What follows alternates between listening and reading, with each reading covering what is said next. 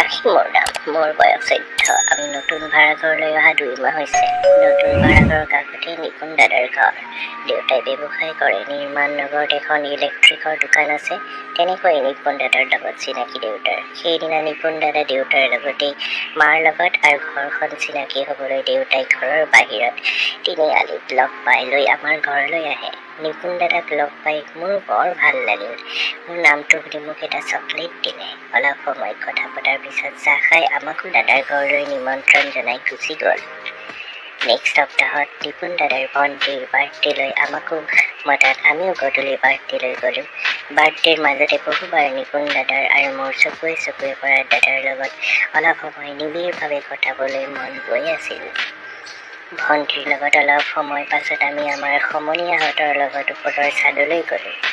অলপ পিছত নিপুণ দাদাৰ লগত এজন তাৰ কাজিন ব্ৰাদাৰো লগত গ'ল। সিহঁতে অলপ আঁতৰত আমালৈ মাজে মাজে চাই কথা পাতি আছিল। ভণ্টিয়ে আমাক দাদাহঁতৰ লগত চিনাকি কৰি দিয়ে। মই যিহেতু দাদাক আগতে এবাৰ পাইছোঁ, গতিকে দাদাৰ লগত সহজেই হাঁহি মাৰি কথা পতাত লাগিলোঁ। অলপ সময় কথা পতাৰ পিছত ভণ্টিহঁতে আমাৰ দুটাক তাতে এৰি ক'লে, আমি আহি আছোঁ, তেতিয়ালৈ তোমালোক কথা পাতা।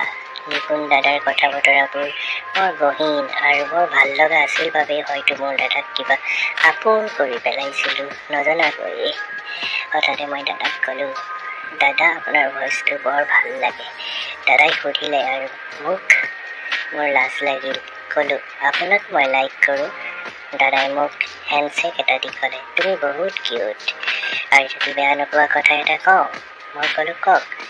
তোমাৰ কালাৰটো বহুত ছেক্সি, মানে মোৰ ভাল লগা কালাৰ, মাগুৰ বৰণীয়া। মোৰ দাদাৰ কথা শুনি গোটেই গাটো লাহে লাহে গৰম হৈ গৈছিল আৰু বাথৰুম যাবলৈ লগা অৱস্থা হৈছিল, কাৰণ মোৰ বুচখন কিডালৈ পানী বৈ আহিছিল আৰু পেণ্টিটো তিতি গৈছিল। ছোৱালীবোৰৰ কি যে অলপ ছেক্স উঠিলেই বুচখন চকচকীয়া হৈ পৰে। ল'ৰাবোৰে যে এইবোৰ নেদেখাকৈ থাকে, সেয়াই বহুত। মোৰ লাজ লাগি গ'ল। মই ক'লোঁ, থেংক ইউ দাদা। দাদাই মোলৈ চাই ক'লে, আই লাভ ইউ। মই একো নাভাবি কৈ দিলোঁ, আই টু লাভ ইউ দাদা। সেই সময়তে ভণ্টিহঁতে আহি আমাক তললৈ যাবলৈ লগ ধৰিলে। ক'লে, খানা খাবলৈ মাতিছে। বাৰ্থডে খাই আমি ঘৰলৈ ঘূৰিলোঁ। এনেকৈ আমাৰ দুয়ো ঘৰৰ মাজত এক ধুনীয়া সম্পৰ্ক গঢ় লৈ উঠে। মই দাদাহঁতৰ ঘৰত প্ৰায় অহা যোৱা কৰি থকা হ'লোঁ। এদিন আমাৰ মাহঁত গাঁৱত কিবা এটা জৰুৰী কামত এৰাতিৰ কাৰণে মোক দাদাহঁতৰ ঘৰত থাকিবলৈ দি গুচি গ'ল। দুপৰীয়া দাদা কলেজৰ পৰা আহি মোক দেখা পাই বহু কথা পাতিবলৈ ধৰিলে আৰু অলপ পাছতেই ভণ্টিয়ে আমাৰ গোটেই ল'ৰা ছোৱালীকেইটাক ভাত বাঢ়ি খাবলৈ দিলে। আমি ভাত খাই ড্ৰয়িং ৰুমতে লুডু খেলিবলৈ ল'লোঁ। ভণ্টিয়ে টোপনি ধৰাত মোক ক'লে, তুমিও অহা মোৰ লগত ৰেষ্ট কৰিবা। মই অৱশ্যে দাদাৰ লগত অলপ সময় কটাবলৈ মন গৈ থকা বাবে নগৈ দাদাৰ লগত জ'কছ শ্বেয়াৰ কৰাত লাগিলোঁ। দাদাই মোৰ হাতখনত ধৰি টিপি লাহেকৈ ক'লে, মোৰ ৰুমত ব'লা। তেতিয়ালৈ মোৰ দাদাৰ লগত অকলশৰীয়াকৈ অলপ লগ পোৱাৰ শাৰীৰিক বাসনা বাঢ়ি আহিছিল। মই ক'লোঁ, অলপ সময়হে থাকিম দেই। ভণ্টিহঁতে গম পালে বৰ ডাঙৰ কথা হ'ব। আমি কোনেও গম নোপোৱাকৈ দাদাৰ ৰুমত সোমালোঁ। দাদাই লাহেকৈ দুৱাৰখন চপাই অলপ ৰুমটোৰ চুকলৈ আলনাখনৰ ওচৰলৈ মোক হাতত ধৰি লৈ গ'ল। চুকলৈ গৈ মোক সাৱটি গালত চুমা খাই ক'লে, আই লাভ ইউ ৰাখি। মই ক'লোঁ, আই লাভ ইউ নিপুণ দাদা। দাদাই মোক উশাহ নোপোৱাকৈ গোটেই গাতে মুখখন লগাই চুমা খাই মোক আধালৈ যেন খাই শেষ কৰি দিছিল। দাদা। মোৰ বুচখন আকৌ পেণ্টি তিতি যোৱাকৈ পানীৰে চকচকীয়া হৈ গ'ল। মোৰ লাজ লাগিল যদি দাদাই মোৰ বুচখন চুই দিয়ে আৰু গম পাই যে মোৰ ঢেৰ পানী ওলাই আহিছে, তেতিয়াতো দাদাই মোক চুদিব। মই কি কৰিম তেতিয়া? মোৰ ভাবি যেনেকৈ অলপ ভয় লাগিছিল, তাতকৈ অলপ ভালহে লাগি গ'ল। মই দাদাক সম্পূৰ্ণভাৱে গোটেই শৰীৰটো এৰি দাদাক কাণে কাণে ক'লোঁ, দাদা দৰজাখনৰ খিলিটো মাৰি লওক। দৰজাখন মাৰি দাদাই মোক 2 হাতেৰে দাঙি বিচনাত শুৱাই দিলে। মোক ক'লে, টপটো খুলি দিয়া। দাদাই মোৰ চেমিজটো শুঙি চাই ক'লে, চ' কিউট। গাখীৰৰ নিপুলকেইটা চেমিজটোৰ ওপৰত কেছেট ৰেকৰ্ডাৰৰ ভলিউম কণ্ট্ৰলকেইটাৰ দৰে হৈ আছিল। দাদাই মোৰ নাকটোত মুখৰ ভিতৰত ভৰাই দিলে আৰু মুঠকেইটাত কামুৰি দিলে লাহেকৈ। দাদা, ইমান ভাল লাগিছে। দাদাই ক'লে, ৰ'বা, তোমাক বহুত ধুনীয়াকৈ মৰম কৰি তুমি মোক বিচাৰি সদায় অহাকৈ আজি ভাল লগাই দিওঁ। দাদাৰ কথা শুনি মোৰ ছেক্স আৰু বাঢ়ি গৈছিল। বুচৰ পৰা পেচাব ওলাও ওলাও হৈ গ'ল। দাদাক ক'লোঁ, বাথৰুম লাগিছিল। দাদাই ক'লে, এতিয়া ক'তো যাব নোৱাৰা। দাদাই মোৰ জিভাখনত চুপি টানি 10 মিনিটমান লিপ কিছ কৰিলে। মাজে মাজে লিপছকেইটা কামুৰি কামুৰি দিয়ে। দাদা, লাভ ইউ। মোৰ ভাল লাগিল দাদাৰ ৰোমান্টিক মুডটোত। মই দুহাতেৰে দাদাক মূৰত ধৰি এটা ছেক্সি কিছ কৰি দিলোঁ গালত। দাদাই সেই আলিংগনৰত অৱস্থাতেই টপৰ ওপৰত মোৰ উতলা গৰম যৌৱনৰ সাক্ষী গাখীৰকেইটাৰ নিপুলকেইটাত টপৰ ওপৰত লাহেকৈ দুটা আঙুলিৰে টিপি টিপি ঘূৰাই দিলে। মই লাহেকৈ টপটো খুলি দিলোঁ আৰু দাদাই পাগলৰ দৰে গাখীৰৰ অৱস্থা নোহোৱা কৰি দিলে। দাদা, ইমান গাখীৰ খালে আজিও ভাবিলে মোৰ বুচখন তিতি যায় আৰু এনে লাগে যেন নিজেই মেলি গৈ দাদাৰ টান 7 ইঞ্চিৰ কণীটো ভৰাই সাৱটি থাকিম দাদাক গোটেই ৰাতি। দাদাই গাখীৰকেইটা টিপি টিপি সেইদিনাই বিষুৱাই পেলালে। তথাপিও মোৰ ভালেই লাগিল, কাৰণ মোৰ বহুত মন গৈছিল দাদাক মোৰ শৰীৰটোক লৈ খেলা কৰিবলৈ দিবলৈ। কাৰণ মই জানো এদিনটো মোক কোনোবাই খাবই। তাতকৈ মই আগতে কাৰোবাক খুৱাই নিজে অনাবিল আনন্দত নিজকে বিলীন কৰি দিয়াটো কিনো বেয়া। দাদাই ৰাজধানী এক্সপ্ৰেছৰ দৰে আগবাঢ়ি গৈ আছিল। মোক কেৱল খাই গৈছিল এফালৰ পৰা। মোৰ বুচ, গিদা, পকৰৰ ফুটা, পকৰ, কঁকাল, গাখীৰ সকলোবোৰ যেন খিচিৰি বনাই খাই গৈছিল। বুচ, গিদা কি পাৰ্থক্য মোৰ বুজি পোৱাৰ উদ্ধত আছিল তেতিয়া। দাদাক দেখিলোঁ আঙুলিকেইটাৰে বাৰে বাৰে বুচত ভৰাই ভালুকে মৌ বাঁহত মৌ চুহা দি আঙুলিকেইটা চুপি চুপি খাই আছিল। তাৰপিছত গোটেই মুখখন বুচখনৰ পৰা পকৰৰ ফুটালৈ চেলেকি মৃদু কামোৰ দি কটিৰ ফুটা ফুটা খাবলৈ ল'লে।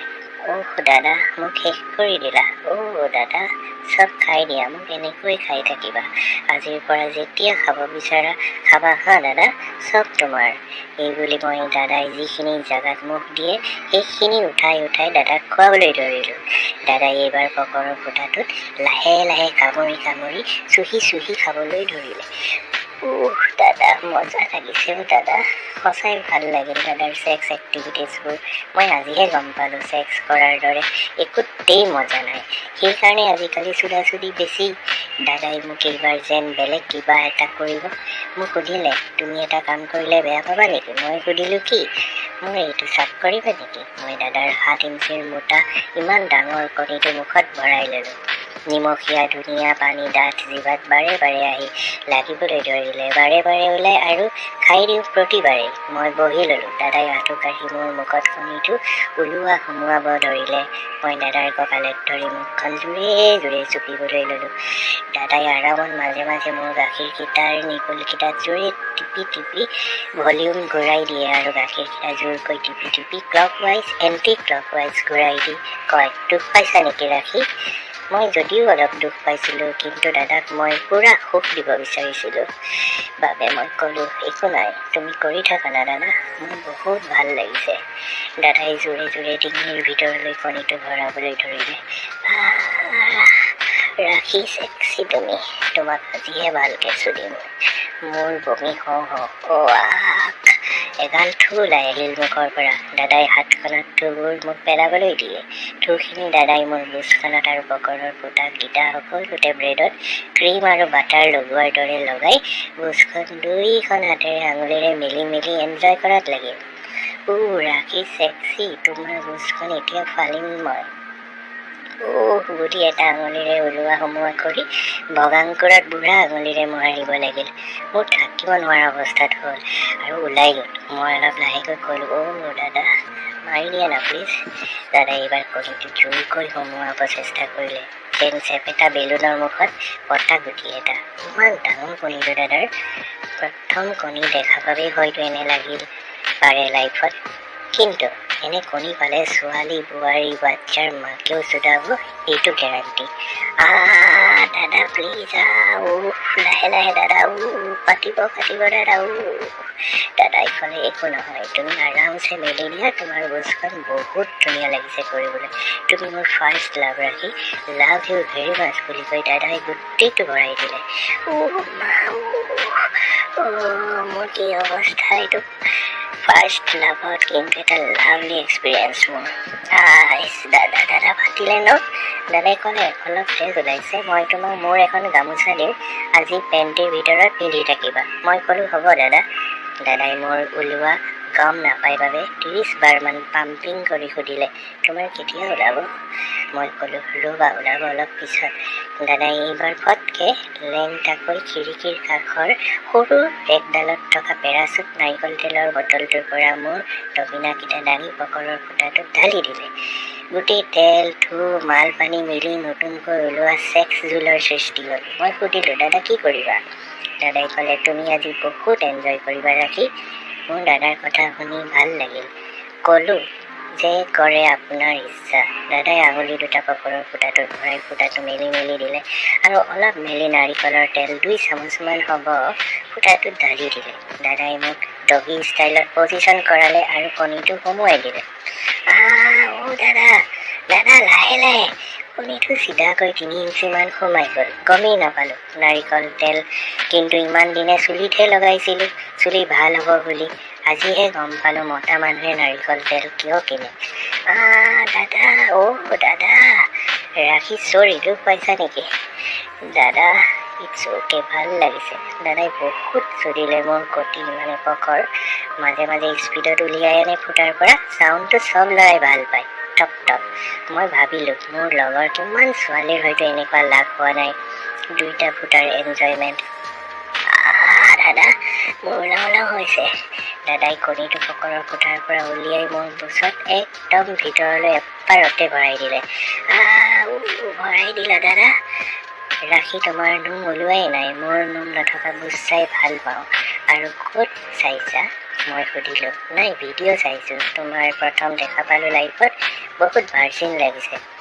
দাদাৰ ভাল লগা কথাবোৰে মোৰ পানী বেছি উলিয়াই দিলে। দাদাই সুধিলে তোমাৰ মেন্স কেতিয়া হ'ব ৰাখি? মোৰ হোৱা 2 দিন হ'ল। দাদাই মোক দুবাহুৰ মাজত ভৰাই ক'লে আই লাভ ইউ, আজি তোমাৰ বুচৰ ভিতৰতে মোৰ স্পাৰ্মবোৰ ভৰাই দিম। প্ৰেগনেণ্ট হৈ গ'লে? নাই, মেন্স হোৱা 2 দিন হ'লে একো নহয় ৰাখি। দাদা আৰু মোৰ উশাহবোৰে 2টাকে নিজৰ কৰি লৈছিল আৰু লাষ্ট 10 বাৰমান মই বুচ উঠাই দাদাক চুদালোঁ। আৰু দাদাই ক'লে ওলাই যাব ৰাখি? মোৰ ওলাব। আমি পাহৰি গৈছিলোঁ আমি কিমান চিঞৰি আছোঁ। আমাৰ 2টাৰেই মাল ওলাই গ'ল। দাদাৰ গোটেই বগা অমৃত মোৰ বুচে খাই দিলে। মোৰ লাইফত এক ক'ব নোৱাৰা ভাল লগা গিফ্ট পালোঁ। থেংক ইউ দাদা, থেংক ইউ ৰাখি, চৰি অলছ'। ন' দাদা, এভৰিথিং অ'কে দাদা, আই এম ফাইন নিপুণ দাদা। আজিকালি মোৰ গাখীৰকেইটা ডাঙৰ হৈ আহিছে। দাদাৰ লগত আজিকালি সদায় লগ হওঁ, কিন্তু কৰিবলৈ চান্স নাই পোৱা বহুত দিন। ভণ্টি এদিন মোক সুধিলে দাদাৰ লগত তোমাৰ কিবা এফেয়াৰ চলি আছে নেকি? মই সহজ হ'ব চেষ্টা কৰিলোঁ, কিন্তু বুজি নাপালোঁ কি হ'ল আচলতে। তেতিয়াৰ পৰা দাদাৰ ঘৰলৈ যোৱা কমাই দিছোঁ।